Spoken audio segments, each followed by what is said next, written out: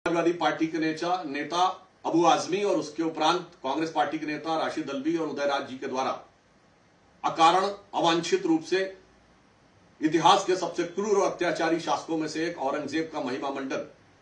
संपूर्ण भारतीय समाज के लिए बहुत अपमान की बात है। और यह कांग्रेस पार्टी और इंडी गठबंधन की पुरानी फितरत है। इससे पूर्व भी इनके राज्यसभा सांसद इमरान प्रतापगढ़ी औरंगजेब की कब्र पर जाकर फातिया पढ़ चुके हैं। इससे बात बहुत साफ हो गई है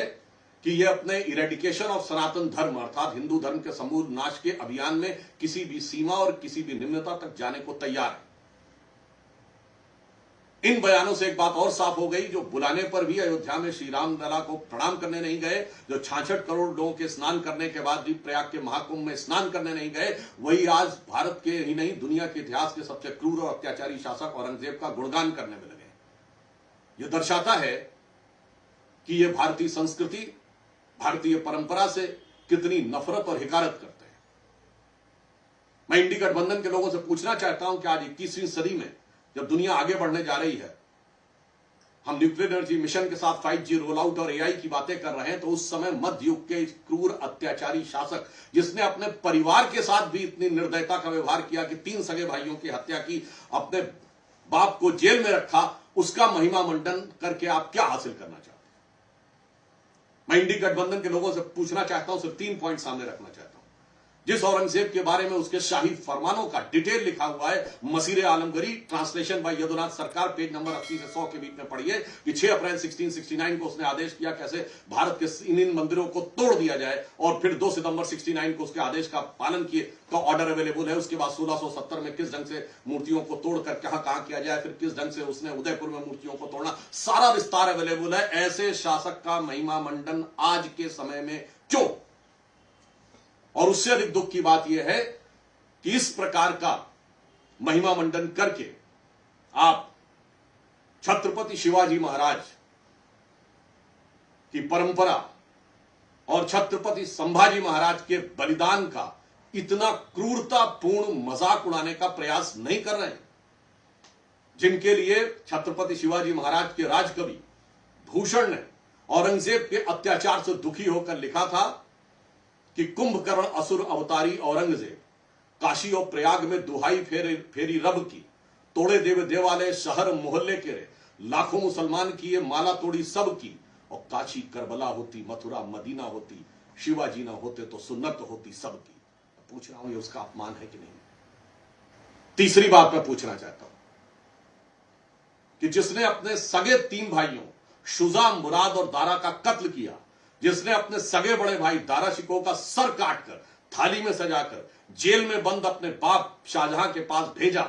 जिसने अपने बाप को जेल में बूंद बूंद पानी के लिए तरसाया। मैं तीसरा पॉइंट कोट कर रहा हूं और मैं जवाब चाहता हूं इंडी गठबंधन वालों से कि जब शाहजहां को पानी एक्स्ट्रा देने से मना कर दिया था औरंगजेब ने, तो दुखी होकर शाहजहां ने फारसी में एक शेर लिखा था, ए पिसर तू अजम मुसलमानी, ए पितरे जिंदा आब तरसानी, अर्थात तू अजम मुसलमान है जो जिंदा बाप को पानी के लिए तरसा रहा है। आफरीन बाप हिंदुआन सदबार, ए देहिंद पिदरा मुर्दवान दायम आग, अर्थात तू जिंदा बाप को पानी के लिए तरसा रहा। तुझसे अच्छे तो ये काफिर हिंदू हैं जो पितृ पक्ष में अपने मरे हुए पूर्वजों को भी पानी देते हैं। जिसके बाप ने उसके लिए लिखा, जिसके भाइयों के साथ ये हुआ, जिसने अपनी प्रजा के साथ ये किया, जिसने देश के साथ ये किया, अगर इसके बाद भी कोई इन लोगों को महिमा मंडन करना चाहता है, जिसने सिख गुरुओं के ऊपर क्या क्या अत्याचार नहीं किए, उन मुगलों का महिमा मंडन, जिन्होंने राणा प्रताप, महाराणा प्रताप के साथ साथ राजा सूरजमल जाट के साथ क्या क्या नहीं किया, उसका महिमा मंडन यदि 21वीं सदी में कोई करना चाहता है और उसे लगता है कि चंद कट्टरपंथी वोटों की सियासत का बाजार उससे गर्म हो जाएगा, तो मुझे लगता है कि उसके वोट बैंक का या दीवानापन, सनकीपन नहीं बल्कि पागलपन की तरफ जा रहा है। यह मैं बात बड़े दुख और कष्ट के साथ कह रहा हूं कि मुगलों को महान बनाने की गला काट प्रतिस्पर्धा में यह तथाकथित सेकुलर दल एक से बड़ा दूसरे से बड़ा अपने को मुगलों का बड़ा हाकिम बताने के लिए, यानी अपने को दूसरे से बड़ा मुगले आजम बनाने के लिए यह पगले आजम बनने की तरफ जा रहे हैं। इस बात बिल्कुल साफ है कि कांग्रेस पार्टी आज के समय में, मैं उनसे एक सवाल और पूछना चाहता हूं, आज के भारत का रिलेवेंस क्या है? समाजवादी पार्टी और कांग्रेस से मैं पूछना चाहता हूं कि वह औरंगजेब जिसकी वंश परंपरा बाबर से शुरू होती है, जिसकी मां मंगोल और बाप उज्बेक था, आज की डेट में भारत से उसका क्या संबंध है और क्यों नफरत के बीज आप यहां बोना चाह रहे हैं? और इससे साफ हो गया कि कांग्रेस पार्टी और इंडी गठबंधन के लोग, जिन्होंने वैश्विक स्तर पर डिसमेंटलिंग ग्लोबल हिंदुत्व और भारत में इरेडिकेशन ऑफ सनातन धर्म और हिंदू धर्म को HIV, कोरोना वायरस जैसे शब्द कहे, जो शायद औरंगजेब ने भी अपने जमाने में नहीं कहे होंगे, उससे बड़ा अपने को हिंदू विरोधी साबित करने की गला काट प्रतिस्पर्धा में लगे हैं। कर्नाटक की कांग्रेस सरकार को लेकर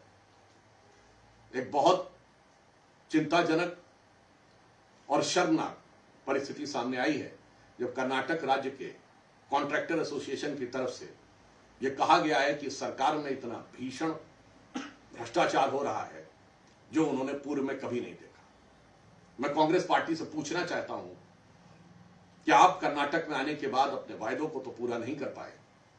आपने कर्नाटक में आने के बाद अपने तथाकथित वायदों के लिए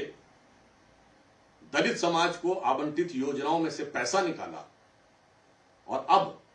भ्रष्टाचार में आकंठ डूबते हुए नजर आ रहे हैं। यह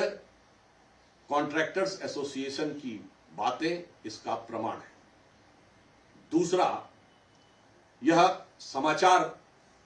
मीडिया में आया है कि कर्नाटक में मुख्यमंत्री आवास के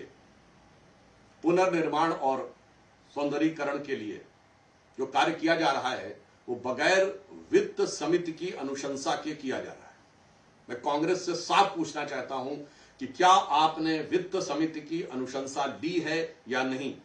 क्या आपने इसके लिए फाइनेंशियल प्रोसीजर पूरा किया है या नहीं? यदि हां तो उन्हें साफ करना चाहिए, यदि नहीं तो कहीं ऐसा तो नहीं कि दिल्ली में जो आपके पुराने साझीदार थे उन्हीं से प्रेरणा लेकर आप नियम कानून को ताक में रखकर कहीं शीश महल वाला प्रयोग दोबारा करने का प्रयास तो नहीं कर रहे। अतः मेरा कांग्रेस से साफ मानना है कि उन्होंने, पुनर्निर्माण उनका अधिकार है, जो वो चाहे वो कर सकते हैं। इसमें ड्यू लीगल प्रोसीजर